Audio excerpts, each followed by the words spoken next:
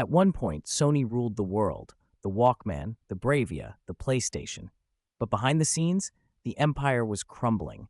Missed opportunities, leadership chaos, and ruthless competitors almost brought this tech titan to its knees. Sony was this close to dying.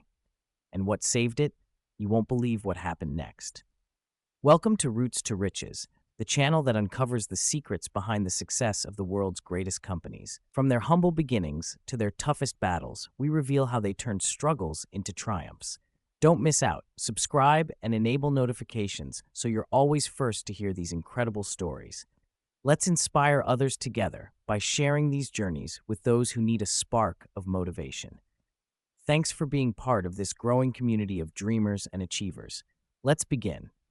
Imagine this: a tech titan known for Walkmans, PlayStations, and cutting-edge TVs almost disappeared. Yes, Sony, the very company that practically invented cool in the 90s, was just one wrong turn away from bankruptcy. But what went wrong? And more importantly, how the heck did they come back? This isn't just about a company. It's about you, the dreamer who's made mistakes, the fighter who's hit rock bottom, the underdog who needs to know it's not over. Because Sony's story might just save yours. Let's go back. The 80s and 90s, Sony was untouchable. The Walkman changed how we listened to music.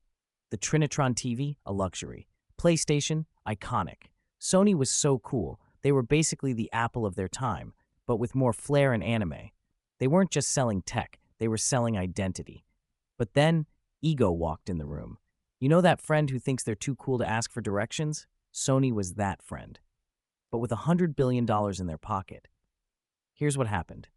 Sony got cocky. They started building products that were complicated, overpriced, and worst of all, disconnected. Let's break down 3 brutal mistakes. Number 1, the format war. Betamax Sony. Sony invented Betamax, technically better than VHS, but they refused to license it out. VHS spread like wildfire. Betamax burned out. Lesson: being the best means nothing if no one can use it. Number 2, the Walkman became a fossil. Sony clung to physical media like it was a teddy bear. CDs, mini discs, A-Track, while Apple introduced the iPod. Steve Jobs walked in with 1,000 songs in your pocket. Sony was like, yeah, but have you tried our 12-song mini disc? Number 3, corporate confusion. Sony had music, movies, hardware, but these departments didn't talk. Literally, imagine a family reunion where nobody knows anyone's name. That was Sony's leadership. They even passed on integrating their movie business with PlayStation. Imagine, no Spider-Man games, no Marvel crossovers, no music licensing for in-game content. Billions gone. Ever made a mistake that cost you everything because you didn't listen? Sony did too. By the early 2000s, Sony was bleeding. TV division? Losing billions. Music? Outpaced by iTunes and streaming. Mobile phones? Crushed by Apple and Samsung. In 2014, they posted a $1.2 billion loss, and they had to sell off their once gorgeous laptop brand. Sony was one quarterly loss away from being a case study, not a company. Enter Kazuo Hirai, the quiet storm, a PlayStation guy, a gamer, a leader who listened. Kaz saw what worked, gaming, and he doubled down, spun off losing divisions, focused on sensors, chips, and PlayStation, united teams under one Sony vision. This was the guy who said, we're not chasing cool anymore. We're building what people actually need. Let's talk PlayStation. While everything else fell apart, gaming rose. PS3 stumbled, but PS4? A global success. Nearly 120 million units sold. And then PS5 crushed records despite chip shortages. Gaming profits helped Sony breathe again and innovate again. But the story doesn't stop there. Today, Sony's no longer just fighting to survive. They're leading in quantum computing, AI-driven cameras, film and music production, virtual reality, and AR with the PSVR 2. Sony's quantum computing partnerships could redefine how games are developed, how films are rendered, and how we interact with the digital world. From making mistakes in the boardroom to building the future of entertainment. Sony isn't back. They're ahead. So what's this got to do with you? Maybe you've made some huge mistakes. Maybe you've been told you're finished. Maybe you lost money, time, confidence. But hear this, Sony messed up everything, and they're worth over $100 billion again. Because they didn't quit. They learned. They pivoted. They fought.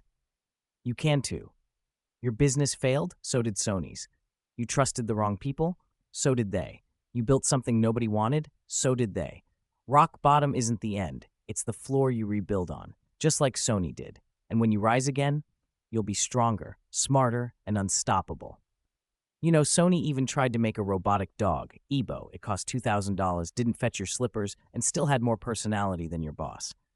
But hey, sometimes you gotta build a robot dog before you can build a gaming empire. So what's the reward? It's not just money. It's not fame. It's the moment you realize, they counted me out, but I'm still here. Like Sony, you can turn losses into legends, setbacks into strategies, failures into fuel. When giants fall, few get back up, but Sony rewrote its story, from a near-death collapse to becoming a symbol of innovation again, thanks to one bold decision: embracing the future instead of chasing the past. Let this be your reminder. It's not how many times you fall, it's whether you rise with vision. Drop a comment if you've ever been counted out and made a comeback. Like, subscribe, share this with someone who needs hope. Because we're not just telling stories here, we're reminding people what they're made of.